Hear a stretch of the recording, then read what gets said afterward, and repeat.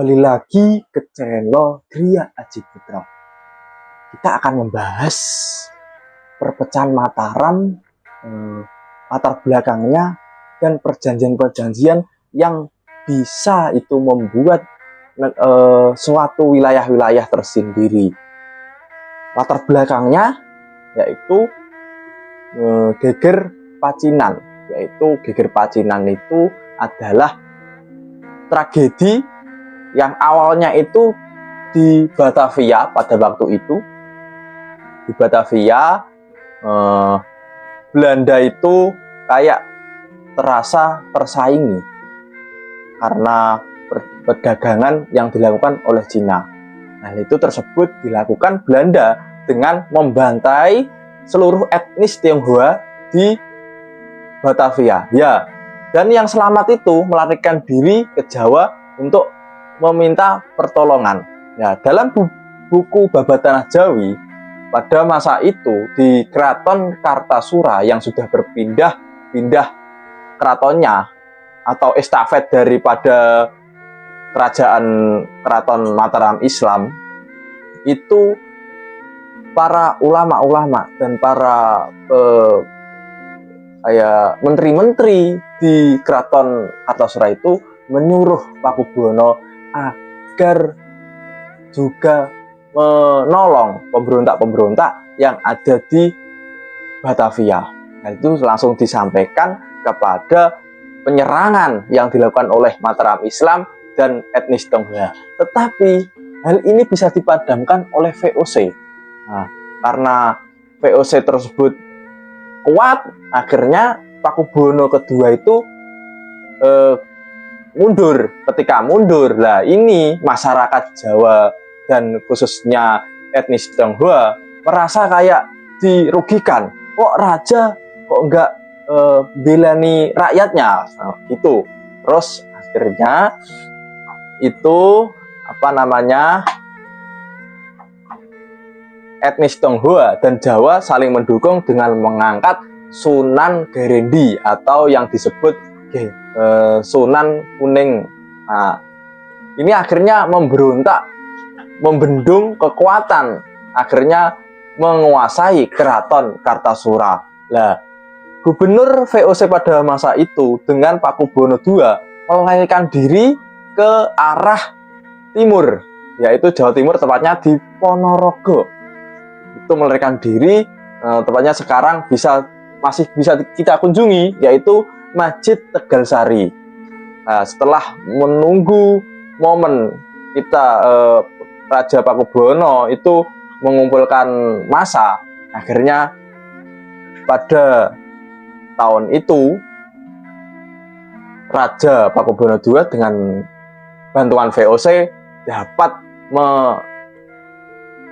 menyerang balik Sunan Kuning dan akhirnya bisa sesuai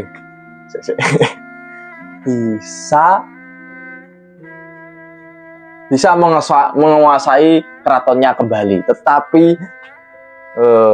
ketika Pakubuwono II melihat keratonnya yang sudah hancur lebur, nah konon pada sejarah-sejarah dulu, ketika keraton sudah hancur atau dikuasai oleh rakyat, itu wangsitnya hilang. Maka tahun 1740-an Raja Pakubuwono mencari lahan yang sekiranya bisa membuat keraton baru. Nah, waktu itu yang cocok adalah di desa Sala. Nah, itu disebut didirikan kerajaan atau keraton yang baru bernama Kartasura. Cuma membalik kata dari Surakarta ke Kartasura. Nah, pada masa ini keraton boyong dari Kartasura ke Surakarta.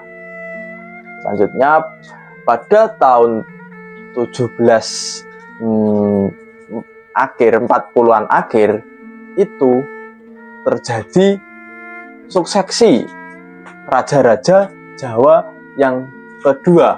Hal ini dipicu karena Satu, Pakubuwono III. Dua, yaitu Pangeran Mangkubumi. Dan ketiga, Raden Mas Said atau dikenal Samber Nyowo. Itu karena Pakubuwono III itu lebih dekat dengan VOC atau tidak memihak kepada masyarakat Jawa khususnya. Nah, hal itu dipicu akhirnya memberontak dua saudara itu, yaitu Raden Mas Said dan Raden Pangeran Mangkubumi. Terus sampai perang suksesi Jawa, perang saudara bisa kita katakan.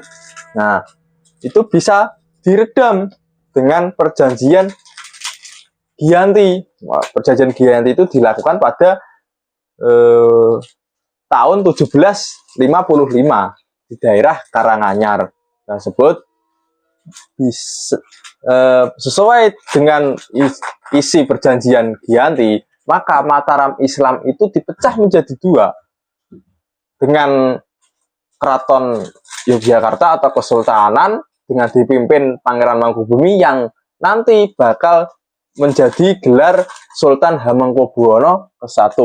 Nah, dan yang sisi lain yaitu Surakarta atau Keraton Surakarta tetap dengan nama Kasunanan dengan gelarnya Pakubuwono III. Nah, ini juga dibagi-bagi wilayahnya sesuai dengan perjanjian Salatiga tahun 1775.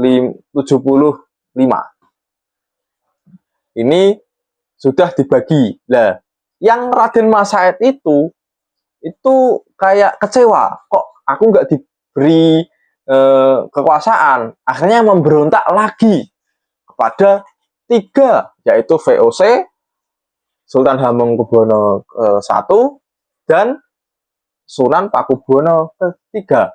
Hal itu dipicu karena ya nggak dapat wilayah, kekecewaan. Akhirnya itu nyerang terus, akhirnya kewalahan dan diakhiri dengan perjanjian Salatiga pada tahun 1775.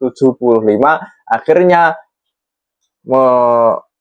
membuat Mataram Islam pecah jadi tiga. Tapi bedanya Raden Mas Said ini hanya diberikan suatu kekuasaan yang tingkatnya di bawah keraton, yaitu bisa dikatakan raja dengan pusat pemerintahnya disebut pura. Makanya dari itu kesalahan orang-orang menyebut keraton itu sama dengan pura, padahal berbeda dengan gelarnya. Kalau raja-raja itu atau sunan atau sultan, sedangkan pura ini tersendiri cuma adipati atau di bawahnya keraton tingkatannya gitu. Terus pada masa-masa itu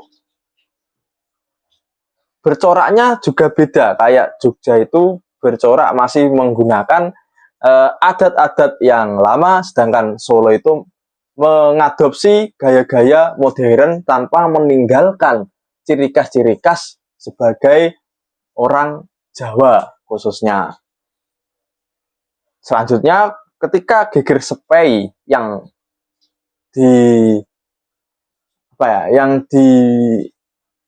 digencarkan oleh pada masa itu Raffles pada tahun 1808, itu ada suatu pangeran yang bernama Pangeran Natakusuma, itu diberikan hak wilayah juga pura yang nanti kita dapat disebut dengan Pura Pakualaman.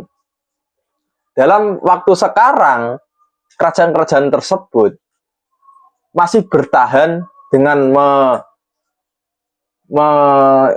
menggunakan corak-corak yang ciri khasnya seperti yang tadi saya sebutkan.